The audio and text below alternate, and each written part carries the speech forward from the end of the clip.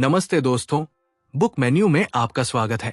आज हम doctor Joseph Murphy द्वारा लिखी एक किताब के बारे में बात करेंगे जिसने करोड़ों लोगों के जीवन में चमत्कार किए हैं और उनके जीवन को पूरी तरह बदल दिया है। हाँ, हम बात कर रहे हैं the power of your subconscious mind, आपकी अवचेतन मन की शक्ति की। इस किताब को हल्के में मत ले, इसे सरलता से न समझे। ये अब तक लिखी गई सबसे बेहतरीन किताब है अवचेतन मन के बारे में। डॉक्टर जोसेफ मर्फी ने अपना अधिकांश समय पूर्वी देशों के धर्मों का अध्ययन करने में बिताया। अपने शोध के संबंध में उन्होंने भारत में कई साल बिताए। दुनिया के सभी प्रमुख धर्मों का अध्ययन करने के बाद वे इस निष्कर्ष पर पहुंचे कि पूरे सृष्टि में एक बहुत बड़ी शक्ति है और वो शक्ति हमारे भीतर है, जिसे डॉक्टर मर्फी ने the power of subconscious mind, अवचेतन मन की शक्ति नाम दिया। इस शक्ति के बारे में हम इस वीडियो में विस्तार से समझेंगे। जब आप अपने अवचेतन मन की जादुई शक्ति का उपयोग करना सीखेंगे तो चमत्कार आपके जीवन में होने लगेंगे। आप वो सब कुछ प्राप्त कर पाएंगे जो आप चाहते हैं। आप हर मंजिल को हासिल कर पाएंगे। आप इतनी सारी संपत्ति कमा सकेंगे जिसकी आपने कभी कल्पना भी नहीं की थी। इस किताब में कुल 20 अध्याय हैं जो हमें सफलता की सीढ़ी तक पहुंचा सकते हैं, जिसके माध्यम से हम जो चाहते हैं उसे प्राप्त कर सकते हैं। यदि आप इस पूरे वीडियो को ध्यान से देखेंगे और समझेंगे और इसे अपनी जिंदगी में लागू करेंगे तो मैं आपको ये वादा कर सकता हूं कि कोई भी आपको जीवन में सफल होने से रोक नहीं पाएगा और आप सफलता की हर ऊंचाई को छूने में सक्षम होंगे। यदि आप भी जीवन में वो सब कुछ प्राप्त करना चाहते हैं जिसकी आपने कल्पना भी नहीं की है, तो वीडियो को पूरी तरह से देखें और एक भी बिंदु को न छोड़ें। तो चलिए शुरू करते हैं अध्याय 1। अध्याय 1, आपके भीतर एक बड़ा खजाना छिपा है। क्या आप जानते हैं कि एक चुंबक के साथ एक लोहे का टुकड़ा अपने वजन से 12 गुना अधिक उठा सकता है, लेकिन यदि आप उससे चुंबक हटा ले तो वो एक तिनके को भी नहीं उठा सकता। ठीक उसी तरह दुनिया में 2 प्रकार के लोग होते हैं।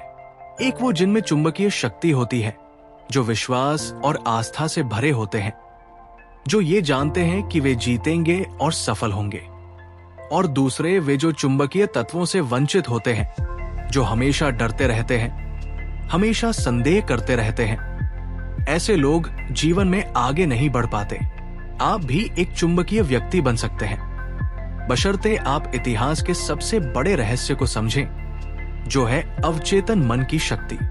इसे समझें और लागू करना शुरू करें। अब हम समझेंगे कि अवचेतन मन क्या है। आपका मस्तिष्क वास्तव में एक है, लेकिन उसके 2 अलग अलग भाग होते हैं। दोनों के लक्षण अलग होते हैं। एक रेखा दोनों भागों को अलग करती है। दोनों भागों के कार्य एक दूसरे से अलग होते हैं।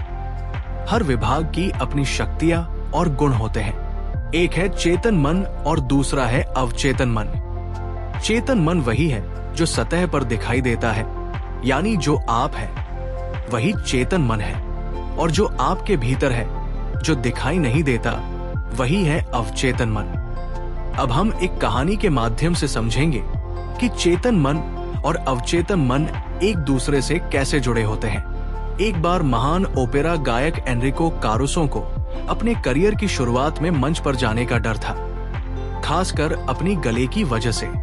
उनके मांसपेशियां सुन्न हो जाती थी, चेहरा पसीने से भीग जाता था और वो शर्म और घबराहट के साथ मंच के पीछे चले जाते थे। कुछ पल बाद उन्हें हजारों लोगों के सामने प्रदर्शन करना होता था, लेकिन जब उन्होंने दर्शकों को देखा तो डर की भावना उन पर हावी हो गई। उन्होंने कांपते हुए कहा, मैं नहीं गा सकता, सभी मुझ पर हंसेंगे।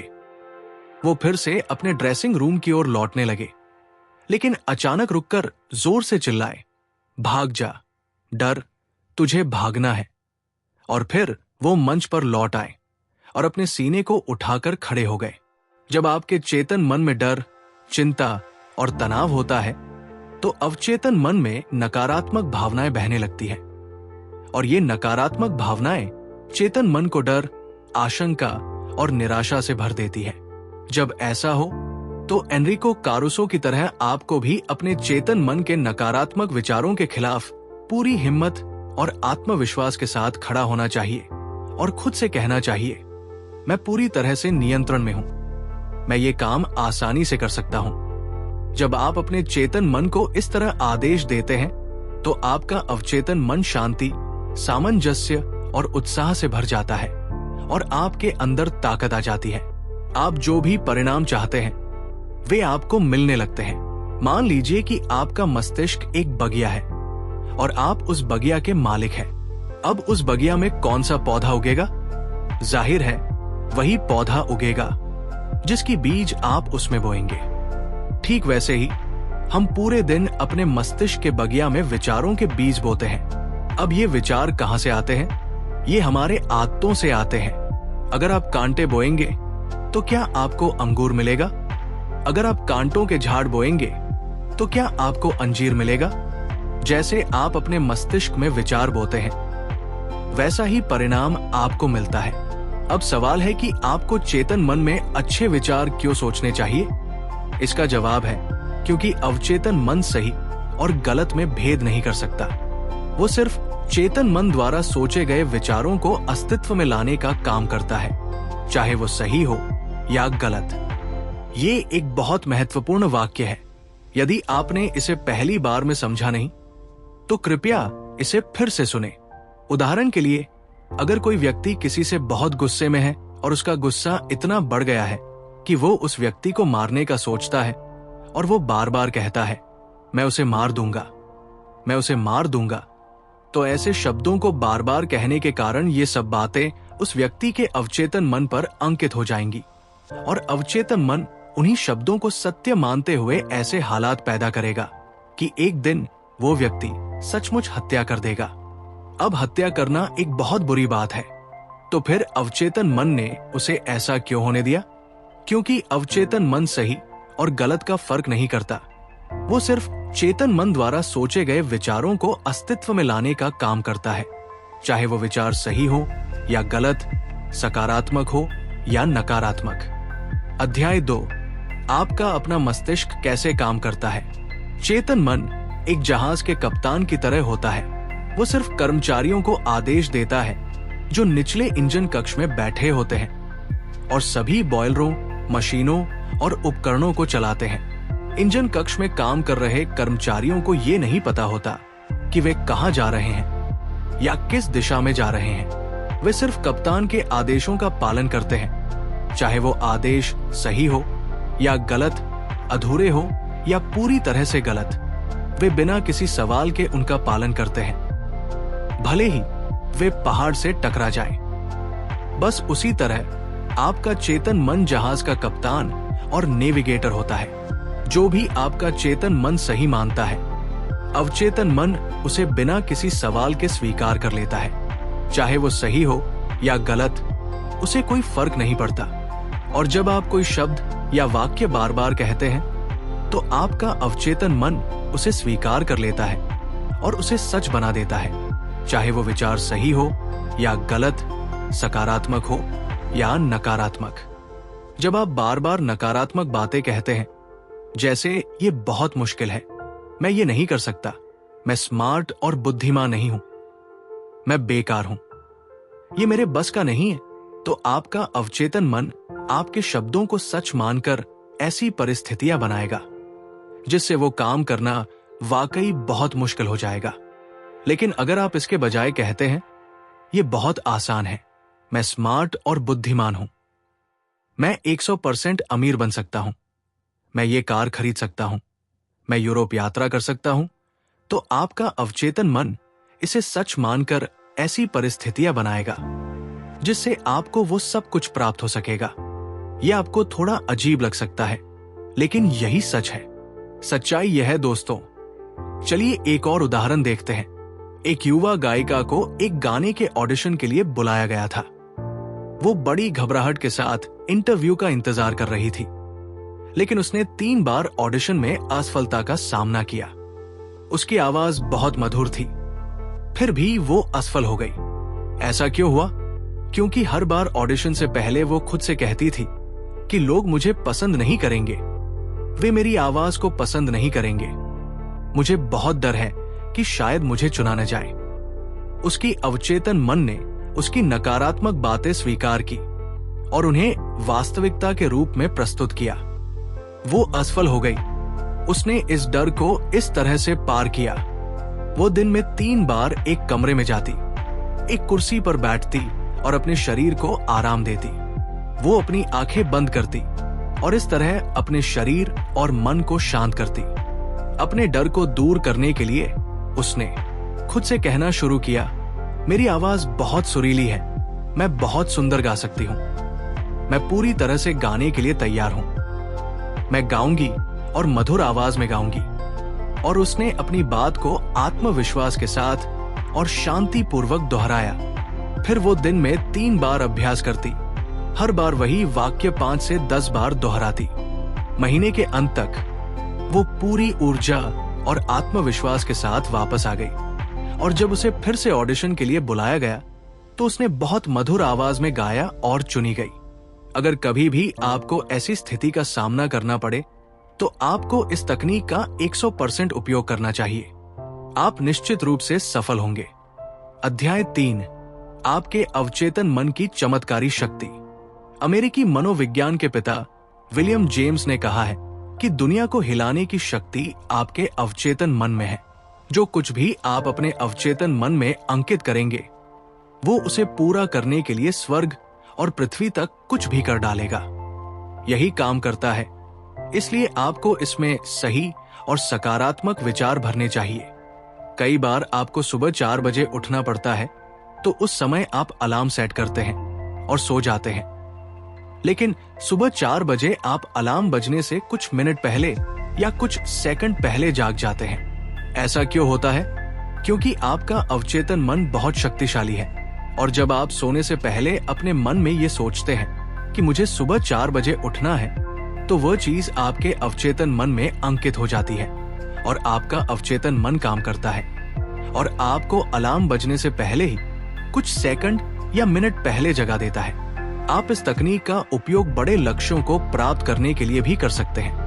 आपको बस इतना करना है कि हर रात सोने से पहले अपने शरीर को आराम दें, अपनी आंखें बंद करें और अपने अवचेतन मन को सुझाव दें। ये सुझाव वे हो सकते हैं जो आप चाहते हैं या प्राप्त करना चाहते हैं। जैसे अगर आपको अपने व्यवसाय में सफलता चाहिए तो आप कह सकते हैं, मैं हर दृष्टिकोण से अमीर हो रहा हूं, मेरा व्यवसाय दिन प्रतिदिन बहुत अच्छा चल रहा है, मुझे बहुत सारा पैसा मिल रहा है, मैं अमीर हो रहा हूं, मुझे दुनिया की सारी खुशियां मिल रही हैं, मैं परफेक्ट हूं, आदर्श हूं, शक्तिशाली हूं, प्रेम, पूर्णता और खुशी से भरपूर हूं। आपको ये लगातार 21 दिनों तक करना है और उसके बाद आपको हैरानी होगी कि ऐसी चमत्कारी चीजें आपके जीवन में होने लगेंगी जो आप सोच भी नहीं सकते थे। अपने अवचेतन मन को खुशी, समृद्धि, प्रेम, आनंद और उत्साह से भर दें। इससे ये होगा कि आपके मन में जो नकारात्मक विषैले विचार घर कर चुके हैं, वे हमेशा के लिए बाहर निकल जाएंगे। हाँ, इसके लिए आपको लगातार प्रयास करना होगा और एक बार जब आप इसको आदत बना लेंगे तो फिर आपके जीवन की यात्रा नीचाई से ऊंचाई तक शुरू हो जाएगी। याद रखें, जैसे पानी एक पाइप में बहकर अपनी आकृति अपनाता है, ठीक वैसे ही जीवन भी आपके आंतरिक विचारों पर निर्भर करता है। अध्याय 4, प्राचीन समय में मानसिक उपचार। प्राचीन समय में जब आज के जैसे बड़े अस्पताल नहीं थे, लोग बीमारियों का इलाज कराने के लिए धार्मिक गुरुओं या पुरोहितों के पास जाते थे और वे इलाज करते थे। उस समय लोग रोगों से मुक्त थे। उपचार का ज्ञान केवल पुरोहितों और धार्मिक नेताओं तक सीमित था। लोग मानते थे कि भगवान ने उन्हें कुछ विशेष शक्तियां दी थी जिनकी मदद से वे उपचार कर सकते थे। ये पुरोहित और धार्मिक नेता मंत्रों, तावीजों, अंगूठियों या चमत्कारी वस्त्रों के माध्यम से उपचार करते थे। जब किसी को बीमारी होती तो लोग उन्हें इन गुरुओं के पास ले जाते और वे मंत्रों और तावीजों के द्वारा उनका इलाज कर देते और मरीज ठीक हो जाते थे। क्या आपको लगता है कि उन मरीजों को सिर्फ मंत्रों या तावीजों की वजह से ठीक किया जाता था। लेखक का कहना है कि उन्हें सिर्फ मंत्रों या तावीजों के कारण नहीं, बल्कि उनके अवचेतन मन की शक्ति के कारण ठीक किया जाता था। जैसा कि हमने पहले देखा, लोग इन पुरोहितों और धार्मिक गुरुओं पर बहुत विश्वास करते थे कि वे उन्हें ठीक करेंगे। जैसे ही मरीज उनके पास जाता, वो महसूस करने लगता था कि अब वो निश्चित रूप से ठीक हो जाएगा, और ये निर्देश उसके अवचेतन मन में अंकित हो जाता था कि अब वो ठीक हो जाएगा। और जैसा कि हमने पहले समझा, जो विचार अवचेतन मन में अंकित होते हैं, वे वास्तविकता का रूप ले लेते हैं, और इस कारण से वे मरीज ठीक हो गए। हमारा अवचेतन मन इतना शक्तिशाली है कि ये आपकी हर बीमारी को ठीक कर सकता है। जितना ज्यादा विश्वास होगा, उतनी जल्दी परिणाम मिलेंगे। अध्याय 5, आधुनिक युग में मानसिक उपचार। जैसे प्राचीन समय में पुरोहित और धार्मिक गुरुओं के द्वारा उपचार किया जाता था, वैसे ही आज के आधुनिक युग में भी लोगों का उपचार किया जाना चाहिए। आजकल डॉक्टर और अस्पताल है, लेकिन एक पुरानी कहावत है कि डॉक्टर घाव को पट्टी बांधता है और भगवान उसे ठीक करता है। यहाँ भगवान शब्द का उपयोग अवचेतन मन के लिए किया गया है। कोई भी डॉक्टर या सर्जन पूरी तरह से ये दावा नहीं कर सकता कि उसने मरीज को पूरी तरह से ठीक कर दिया है। उपचार की शक्ति वही है।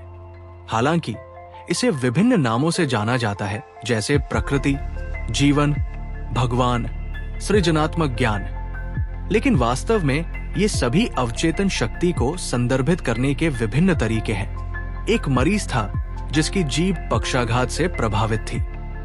डॉक्टर ने उस मरीज से कहा कि उसके पास एक नया उपकरण है जो उसे ठीक कर सकता है। डॉक्टर ने एक पॉकेट थर्मामीटर मरीज के मुंह में डाला। मरीज ने उस नए उपकरण की कल्पना की। कुछ मिनटों के भीतर उसने खुशी से चिल्लाते हुए कहा कि उसकी जीभ फिर से काम करने लगी है। एक युवा महिला डॉक्टर के पास आई और उसने कहा कि उसकी आवाज पिछले 4 हफ्तों से बंद हो गई थी। डॉक्टर ने उसे जांचा और ये पाया कि ये सच था। डॉक्टर ने कहा कि कभी-कभी आवाज वापस लाने के लिए बिजली का उपयोग किया जाता है और ये प्रभाव सुझाव द्वारा किया जा सकता है। डॉक्टर ने उसे इलेक्ट्रिक डिवाइस लाने के लिए कहा और उसके स्विच को दबाते ही उसने महसूस किया कि उसे एक विद्युत आभा मिल रही है, जबकि असल में उसे कोई विद्युत आभा नहीं दी गई थी। बाद में डॉक्टर ने मरीज के अवचेतन मन को ये निर्देश दिया कि अब वो जोर से बोल सकती है। डॉक्टर ने उसे अक्षर अ, बी और फिर मारियाज दिखाया। वो धीरे धीरे बोलने लगी। उसकी खोई हुई आवाज लौट आई। इन दोनों उदाहरणों में कोई दवा का उपयोग नहीं किया गया, फिर भी दोनों मरीज ठीक हो गए, क्योंकि डॉक्टर सिर्फ उनके अवचेतन मन को ये विश्वास दिलाने में सफल हो गए कि जो भी वो कर रहे थे वो उन्हें ठीक कर देगा। उनके अवचेतन मन ने इसे स्वीकार किया और उन्हें ठीक कर दिया। इसे प्लेसिबो प्रभाव या विश्वास प्रणाली भी कहा जाता है। अध्याय 6, आप जो परिणाम चाहते हैं उसे कैसे प्राप्त करें। अपने अवचेतन मन को प्रभावित करने का सबसे अच्छा समय है जब आप सोने जा रहे होते हैं और जब आप जाग रहे होते हैं। यह समय सबसे शक्तिशाली होता है, क्योंकि जब आप सोने जा रहे होते हैं और जब आप जाग रहे होते हैं, उस समय नकारात्मक विचार और छवियां जो आपकी इच्छाओं का विरोध करती हैं और अवचेतन मन द्वारा उनकी स्वीकृति को रोकती है, मौजूद नहीं रहती। जब आप अपनी इच्छाओं को पूरा होते हुए महसूस करते हैं, तो आपका अवचेतन मन आपकी इच्छाओं को पूरा करता है। स्वास्थ्य के एहसास से उत्पन्न होता है। संपत्ति के एहसास से उत्पन्न होती है। अब बताइए, आपकी भावना क्या है? कल्पना आपकी सबसे बड़ी आंतरिक शक्ति है। अच्छे और सुंदर चीजों की कल्पना करें। आप वही हैं जो आप खुद को कल्पना करते हैं। सोने से पहले बार बार अपनी इच्छाओं को पूरा होते हुए कल्पना करें। विश्वास करें कि आपकी इच्छाएं पूरी हो रही हैं और शांतिपूर्वक सोएं और खुश होकर जागें। एक दिन आएगा जब आपकी इच्छा सच में पूरी हो जाएगी। दोस्तों, अगर आप इस वीडियो में अभी भी हैं, तो इसका मतलब है कि आप जीवन में बहुत आगे बढ़ना चाहते हैं और अपनी अवचेतन मन की शक्ति से सफलता की ऊंचाइयों को छूना चाहते हैं। और ये निश्चित रूप से होगा। आने वाले बिंदु और भी महत्वपूर्ण हैं। वीडियो में बने रहें। धन और अवचेतन मन की शक्ति का उपयोग कैसे करें? धन की चेतना विकसित करने का सही तरीका।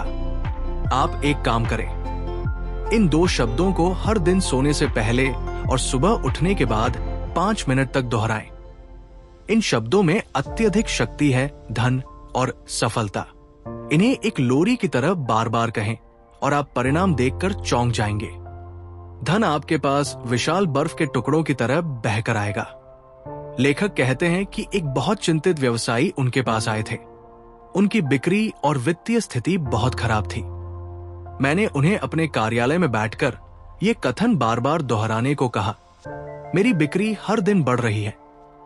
ये कथन सोने से पहले और सुबह उठने के बाद दोहराने से उनके मानसिक और अवचेतन मन ने एक साथ काम करना शुरू कर दिया। कुछ ही हफ्तों में उन्हें अच्छे परिणाम मिले। आप भी यही तरीका अपना सकते हैं। कुछ लोग कहते हैं, मैंने किया लेकिन कुछ नहीं हुआ। वे परिणाम नहीं पाते क्योंकि शायद वे 10 मिनट के बाद डर के विचारों में खो जाते हैं और उन्होंने जो अच्छा विचार किया था उसे नकार दिया। जब आप सुबह एक बीज जमीन में बोते हैं तो क्या आप उसी दिन दोपहर तक उसकी जड़ें निकालकर पौधा देखेंगे?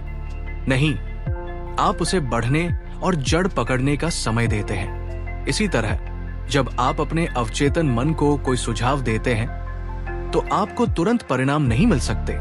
इसलिए उस विचार को समय दें ताकि वो आपके अवचेतन मन में पूरी तरह से अंकुरित हो सके।